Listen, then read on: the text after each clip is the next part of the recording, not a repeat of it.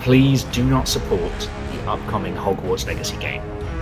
Friends, colleagues, cohorts, the whole lot of you, I'm asking you very sincerely, please, do not stream it. Don't make YouTube videos about it. Don't buy it. Don't bloody pre-order it. Mostly people who are considering purchasing Hogwarts Legacy video game know that they shouldn't. Don't play it in Fundraise or a Trans Lifeline by playing that game. Okay, I won't. It's too much of a headache. I didn't touch it. Should we boycott if we should? Should we boycott streamers who play the game?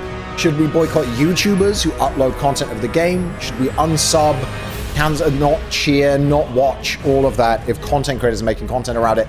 And I think the answer to all of these questions is yes. It's a topic that won't seem to die, so let me make something very clear. If you buy the Hogwarts Legacy game, you are contributing to transphobia.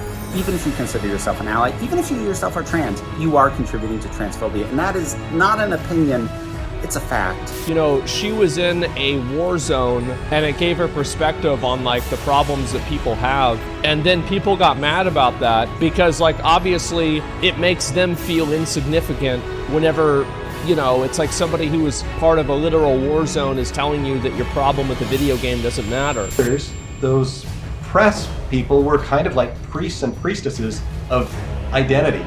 No, I reject your religion. I reject what you're saying about me. And I'm going to push back. I'm going to fight back against anybody who says I have to suddenly buy into your religion in order to be a good person. To me, that's what Gamergate was all about and what it continues to be about. It's a rejection of the religion of identity politics.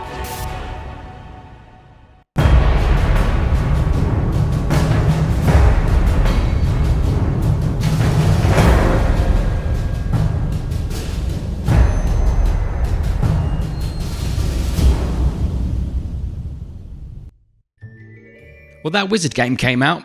Despite calls to boycott the game and online activists threatening to bombard gamers with cancel culture buzzwords if they chose to play it, Hogwarts Legacy's launch was an overwhelming success, which actually surprised me a little. With all this boycott talk from some of the biggest video game sites on the internet, I honestly thought it would, at the very least, have an impact on how well the game would sell. Apparently not. And why the cancel culture cloud that now sits over J.K. Rowling's head only extends to Hogwarts Legacy and not the million other revenue streams she has is beyond me. They do know she has a theme park, don't they?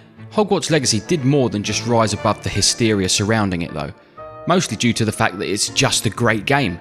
But it also completely laid bare everything that's now wrong with mainstream gaming journalism. The hypocrisy, the bias, the cowardice, and in some cases the batshit insane. In the weeks building up to its release came the barrage of why some gamers are boycotting Hogwarts Legacy articles, too many to even count. And most just end up making anyone who's considering playing the game feel like they're committing some sort of hate crime. Like here for instance, Games Raider writes, although you will ultimately need to decide whether you are comfortable supporting the project for yourself by reading up on all available information, by speaking with friends and family members who are part of the trans community, and then making the necessary judgment call for yourself. I mean, it was nice of them to assume I have friends, but still.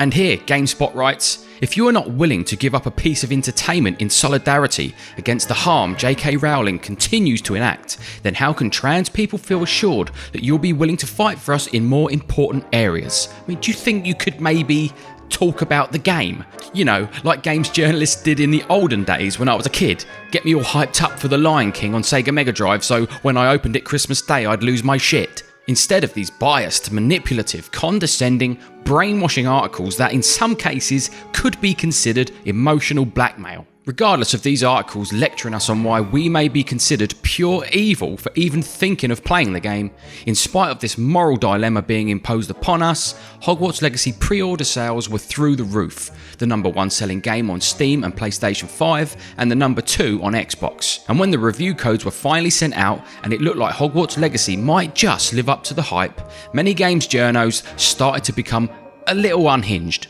Why I'm reviewing Hogwarts Legacy? It's our world, not hers.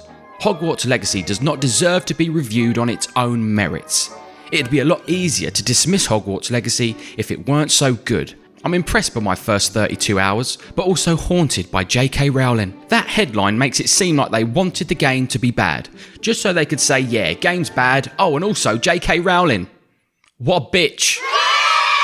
So because Hogwarts Legacy was a decent game, it put games journalists in this horrendous position, brushing it off and calling it mediocre, then using it as an excuse to go into some long diatribe about J.K. Rowling would prove beyond any doubt that their journalistic integrity had been compromised. So, do they give an honest, unbiased opinion, angering the Twitter mob they so desperately want to please? Or take off their sheep's clothing and reveal the woke political wolves Gamergate believers have long claimed many of them to be? Which button do they press? Well, in the end, they pressed them all. IGN gave the game a 9 out of 10, saying, "In almost every way, Hogwarts Legacy is the Harry Potter RPG I've always wanted to play." Then proceeded to slap a big J.K. Rowling disclaimer on it before hitting the eject button and waiting for all this to blow over. Other sites ended their reviews with an ultimatum. Game Informer writes, "Your buying decisions are your own, and we encourage consideration of the complete picture when determining where to spend your money." 9 out of 10. Or here, PC Gamer says, "Every fan will be faced with the choice of which side to pick in the 2023 Harry Potter culture war, including those who just want to play the cool new Wizard RPG." 83%. GameSpot took until the 17th to publish their review, a full week after launch day, and whose reviewer wished to remain anonymous, clearly for their own protection of committing the unspeakable act of playing that Wizard game, which they gave a 6. But not before leaving us with some classic GameSpot tomfoolery. They only cast an unforgivable curse once, because the spell loadouts are confusing. Yes, holding R2 in a direction on the D-pad can be confusing for a games journalist. Then we have Games Radar that openly states that one of the cons of the game is simply its connection to J.K. Rowling, and scoring it at 3.5 stars out of 5. The lowest score for the game came from Wired, a 1 out of 10, excerpts from which I shall now read. "The game industry is far queerer than most people realise. All things that you know and love about your favourite games were made by queer people. I don't just mean directors or executive producers, I mean the concept artists who bring your favourite games to life, the sound designers, the engineers, the technical artists, the composers, the musicians, the writers, the testers, the producers. The hands that make the best games in the world are queer, with a life, the heartbeat and the magic of great games. In the yawning emptiness at the heart of Hogwarts Legacy, I see the quiet solidarity of queer people and our allies in game development. The people who just said no when the job offers came their way. The ones who didn't answer the emails from Portkey Games. The ones who politely let their co-workers know that working on a Harry Potter game would be harmful to the trans community. The ones who listened and said, okay, yeah, thanks for letting me know. The people who put their morals and their loved ones above an easy paycheck. As you can probably tell, this review is devoid of all journalistic integrity and impartiality, completely drenched in the reviewer's own personal and political beliefs. And I wish I could tell you that this was the worst of the worst, but then Kotaku entered the chat. Though not technically a review, in fact Kotaku never reviewed the game at all, more on that in a minute, but I can't imagine their review would be any different. The title reads, 15 hours with Hogwarts Legacy, magical surface, rotten core, and is written by Carolyn Pettit, someone who already thinks Breath of the Wild is transphobic. Important to note that what the game itself gives us, and what most players will experience, is a cruel and unnecessary mockery of trans identities. In this regard, for all of its fresh and exhilarating design choices, Breath of the Wild feels positively ancient, part of a long tradition of video games perpetuating homophobia and transphobia. So it's not hard to see where this article was going, but even I was shocked by this humdinger of a paragraph from Miss Pettit. Now, I just want to give a bit of context here. Carolyn's talking about a mission where you take back some stolen art supplies for a goblin, and this goblin thanks you and says he's going to dedicate his next work to the good between goblins and wizard kind, which Miss Pettit finds troubling to say the least. Brace yourselves. The way this mentality erases the systemic issue of how goblins are discriminated against by wizards makes me want to scream. If an individual cis person is nice to me, I'm not going to dismiss the reality that transphobia exists and create some work that speaks to the good between trans and cis people. No, I want cis people to do nothing less than collectively work to dismantle transphobia, just as I want white people to collectively be traitors to the social construct of whiteness and dismantle white supremacy, just as I want every group that benefits from an existing oppressive system to dismantle that system. To be so warped by identity politics that you can go from rescuing art supplies for a goblin in a video game about a wizard to the social construct of whiteness in a single breath is truly astonishing. Avalanche Studios knew this kind of reception was coming. The gaming press just would not let the game's relation to J.K. Rowling go. Like this article where IGN was desperately trying to hold their feet to the fire, forcing Avalanche to keep reiterating that the team made Hogwarts Legacy for everyone. But that still wasn't enough for IGN, who went on to make one of the worst final preview videos I've ever seen. Anyone who chooses to play Hogwarts Legacy must contend with all sorts of contradictions, most of which are far more important than the usual dissonance we tend to find in video games. J.K. Rowling has established herself as one of the most prominent anti-trans mouthpieces on the planet. The character creator in Hogwarts Legacy offers a huge amount of gender diversity, but that cannot change the fact that the author of these books remains the proprietor of the Harry Potter intellectual property. If purchasing this video game feels like a tacit endorsement of Rowling's retrograde worldview, nobody can say you're wrong. I spoke with Alan too about these questions during my visit, and you can read the results of our conversation on IGN, but you're not likely to find a clean answer to those concerns.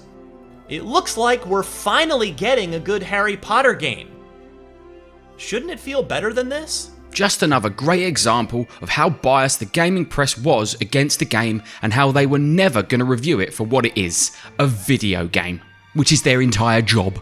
And is why, in the weeks building up to its release, instead of inviting out the likes of GameSpot or Kotaku, they invited content creators that were fans of the franchise, who wouldn't use the opportunity to virtue signal their moral superiority to a bunch of strangers online, and simply judge the game through the eyes of someone who just likes Harry Potter, which is what Avalanche Studios and Hogwarts Legacy deserved.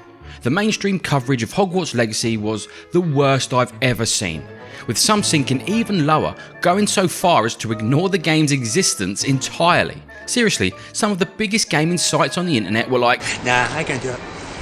Yeah, you know you can do it. One of, if not the biggest game of 2023, and they ghosted it, just straight up refusing to do what they're paid to do. It was at this point I realised mainstream gaming journalism was finally dead. And if ignoring the game wasn't bad enough, some sites wrote anti-Hogwarts Legacy articles, suggesting games people should play instead of Hogwarts Legacy, trying to get readers to buy games that only 3 other people bought. Even the level-headed guys over at Digital Foundry were having Twitter meltdowns over whether or not they would be covering the game. Then about a week after Hogwarts Legacy released, announced they actually would be covering the game after all, but not before openly admitting that because of its connection to J.K. Rowling, they chose to ignore the game's launch. And with the toxicity surrounding the game, and our own personal views on the franchise creator, we've chosen not to talk about it in the run-up to launch. I just don't understand. All these sites were perfectly fine with reviewing High on Life only a few weeks earlier, despite all the heinous things Justin Rowland has been accused of and now charged with. Not a single High on Life review mentioned a thing about it. There was no Justin Rowland and remember ye this disclaimer on any of the reviews, and he had far more to do with High on Life than J.K. Rowling did with Hogwarts Legacy. But to me, the biggest failure was that not one mainstream website came out and publicly condemned the bullying and harassment of streamers that took place during the launch. On February 6, a website was created called Have They Streamed That Wizard Game, pretending to be a way of finding and unfollowing streamers, but it was plain to see its true intent: to find, harass and bully. The first case that came to my attention was Girlfriend Reviews. It's not good enough that you're doing the charity, there's no... We're just playing a video game, man. There's no way for us to be correct in everyone's eyes, so please just let us do our thing, and you can disagree or agree with us if you want. Yeah, it's like, when Rosetta or someone, gets upset at us because we fucking showed PewDiePie or made funny jokes about someone's name and did it to the wrong person, and they took it out of context. It's like, I don't know, man, there's like this super alt-left group of people who just I don't know, they're just can't, they don't care any good you've done at all. It's like one little slip up and now it's like whatever. I'm almost thinking of just either going offline or I'm barely into the second combat here, and every time I look at chat, it's just the conversation is just maybe we can do bothering me. Be right back. break or something? You can take a break if you want. I'll just stop talking and I'll just go fight and do the combat. Not only were there no articles condemning the harassment and bullying of streamers, all I could find was articles defending it. Was this person bullied? Did they actually even cry?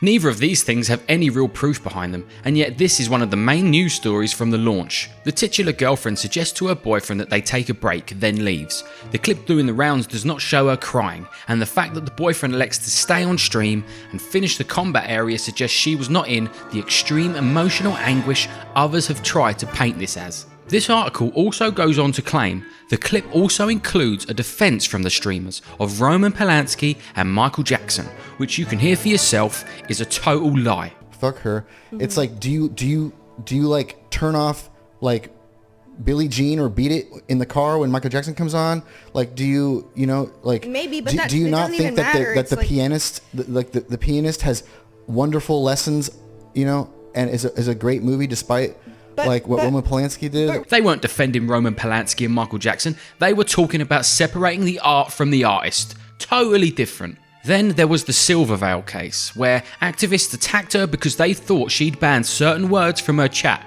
when in actuality it was the Twitch auto mod that had banned those words. But activists thought that she was trying to silence them, resulting in the poor girl breaking down on stream. Much horrible, vile things, all from streaming a fucking video game. It's just insane. Like, hate breeds hate and it doesn't help anyone. Yet, PC Gamer still had the nerve to write, "I couldn't find evidence that a coordinated effort to harass Hogwarts Legacy streamers exists." Really? The last case I'm going to talk about is the streamer Zeppler, a streamer that had to flee Ukraine because of an actual war. Please look up this video if you want to hear a backstory on that. But even she wasn't safe from the Hogwarts Legacy activists. Activists that all probably have that little Ukrainian flag next to their Twitter names. But this girl is an absolute warrior and wasn't having any of it. You said, oh, I saw that before you deleted it, Tag. I almost wish you didn't delete it. You said, I saw just now, somebody said they think it's too dangerous. That it's really crazy to you that someone who has had their life taken away by real fascism and war isn't upset about a video game. It's almost like I've gained some perspective in that. It's almost like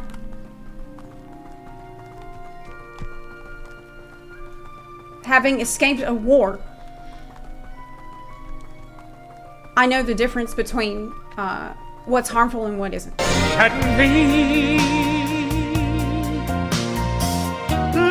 And now I'm just going to leave you with these last few excerpts from an article at The Gamer. An article titled, "Games Media has failed the Hogwarts Legacy test.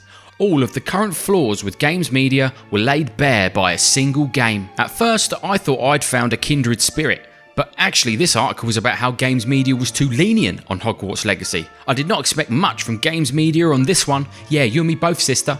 Still, I was surprised by how much I was let down. As regular readers will know, wait, they have regular readers, The Gamer is not covering Hogwarts Legacy with a review, nor, at a much bigger revenue loss for us, guides for the game. They say they didn't cover the game, yet they still managed to pump out article after article about it. So don't act like you didn't make your revenue off the game, because clearly you did. I know other sites will have struggled with weighing up the sacrifice, or maybe not have full editorial control over the games they cover, but reading the glee at the reviews, the delightfully excited tweets, the claims that they are the true victims of an intense bullying campaign by meanie beanies who don't understand how magical Harry Potter is, I don't think that's as large a factor as we assume.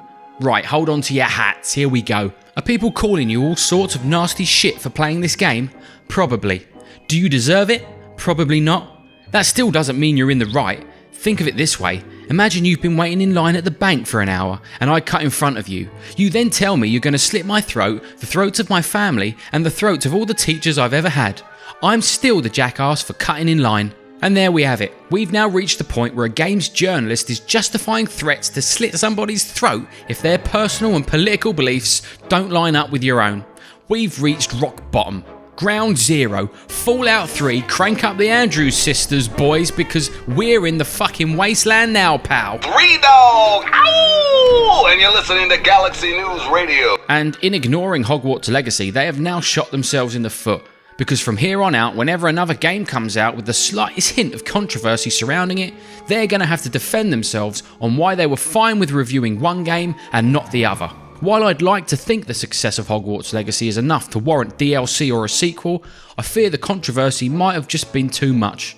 Games Done Quick, a video game speedrunning charity, has banned not just Hogwarts Legacy, but all Harry Potter games from their events. So, if you're shit hot of Philosopher's Stone on Game Boy Advance and want to raise some money for charity, just know that you and your turf game are no longer welcome. Hogwarts Legacy might have won the battle, but I fear it may lose the war. So support your favourite content creators the best you can, because they're the ones that are making mainstream gaming journalism obsolete.